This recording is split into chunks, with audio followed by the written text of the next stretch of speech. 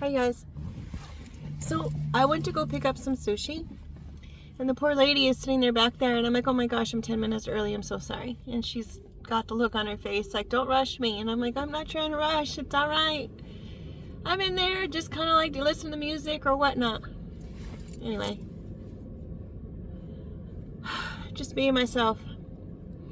Anywho, my order comes up.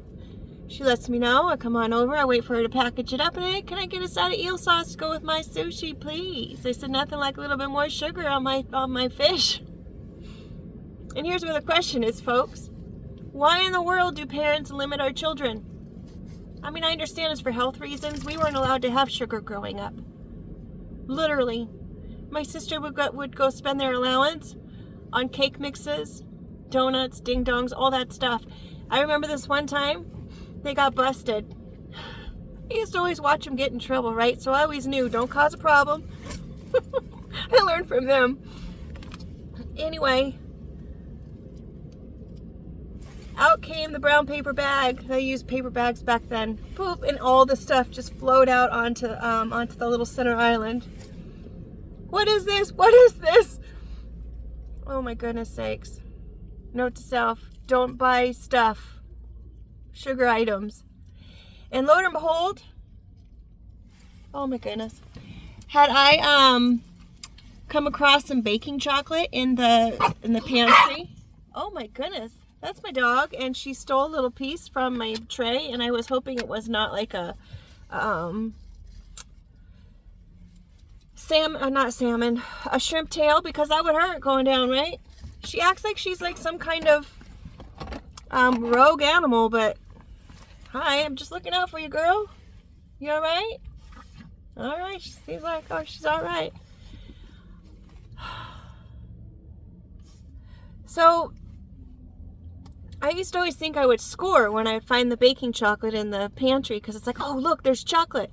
And I don't know what was with me, because every time I found it, I thought, yeah, I scored. And every single time I tried it, it was the most disgusting, bitter, dry thing I had ever tasted in all my life. Have you ever tasted baking chocolate? Do yourself a favor, don't. It's, oh my goodness. Anywho, so I had a friend or a coworker who used to just leave the Halloween candy in her pantry, and she says, oh yeah, he has no kind of issues about candy at all. I just leave it in there and he just has a piece whenever he wants a piece. I'm like, well, isn't that amazing?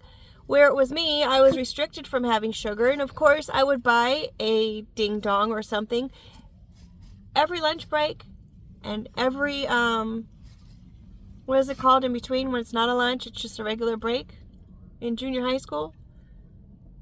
Anyways, I'd end up having it 2 times a day, and then if I went to my friend's house and they had Fruit Loops or those little Jello packets, you just stick your finger in, that's great.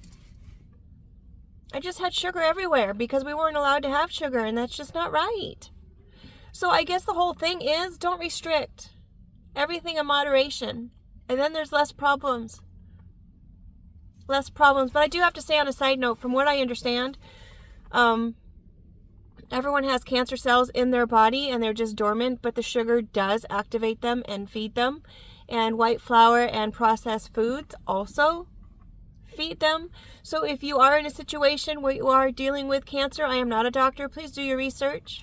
Please do your research. I'm not a doctor. There is a supplement from, I'm not affiliated, Host Defense, mushrooms.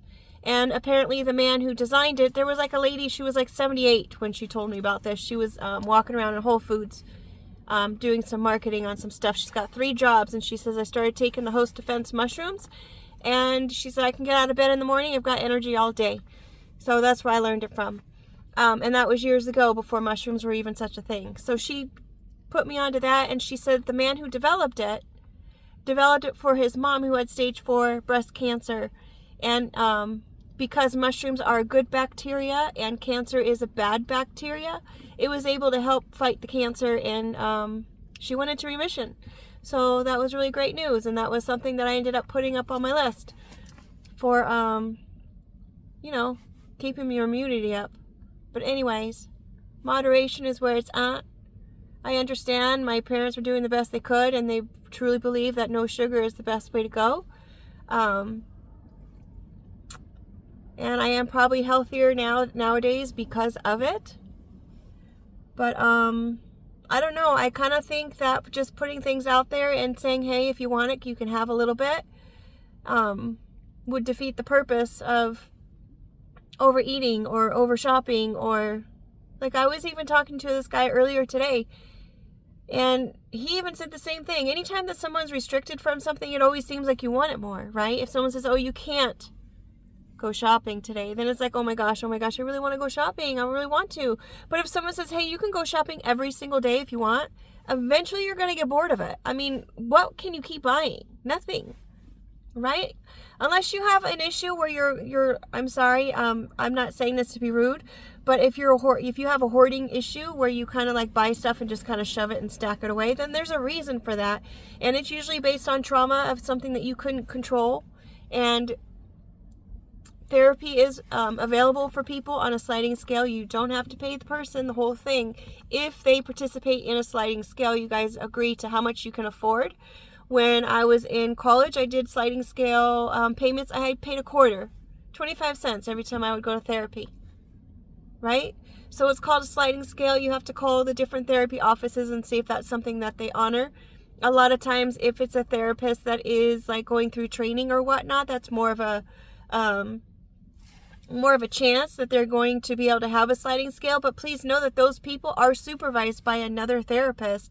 And so it's like you've got two therapists, two brains for the price of one, right? So the help is out there. Don't ever be discouraged because the help is there.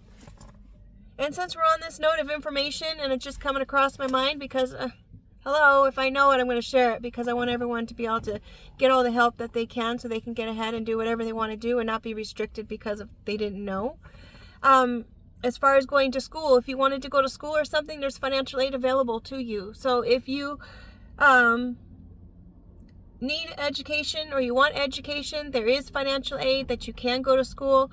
I know that it is in the States. I just heard that it's being volunteered, that it's being offered in Mexico. I ran into the man at Goodwill. He told me that the president there is doing financial aid in Mexico to go to school. Do your research on that, please. I don't know about other countries because I'm not a part of those other countries at this point, and I haven't run into anybody who we just all of a sudden want to talk about financial aid and schooling, right? Not typical conversation. So yeah, I found out that there's a lot of kids that are transitioning out of foster care as teens, and they have no idea that there's financial aid available to them to go to college. And it's really kind of depressing that they don't know that, because when you're already at a loss, per se, where you don't have parents to take care of you, or you have foster parents who do take care of you, but I mean, let's be real, some of the foster parents aren't the greatest. Some of the foster parents, to their defense, they don't really know either. A lot of people don't know that there's financial aid available, so it's there if you want it. But also be mindful that they will offer you student loans, and you have to pay the student loans back. And there's interest on those loans that you have to pay over and over and over. And if you put those loans on hold, my goodness, my gosh, you got to pay the interest on that too. I didn't know. So let's just say I owe twice as much as I did when I first started. And that bites. Because then that pulls your credit score down. And that's a bummer. So I guess we really got off topic, didn't we? But welcome to my world. And thanks for being a part of it. Hope there was something here that was helpful to you. And just keep it in mind. Everything in moderation. And you'll be alright. But please do your research, because I'm not a medical professional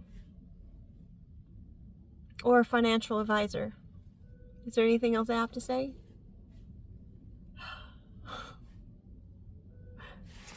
Take care, and have a happy new year. Bye.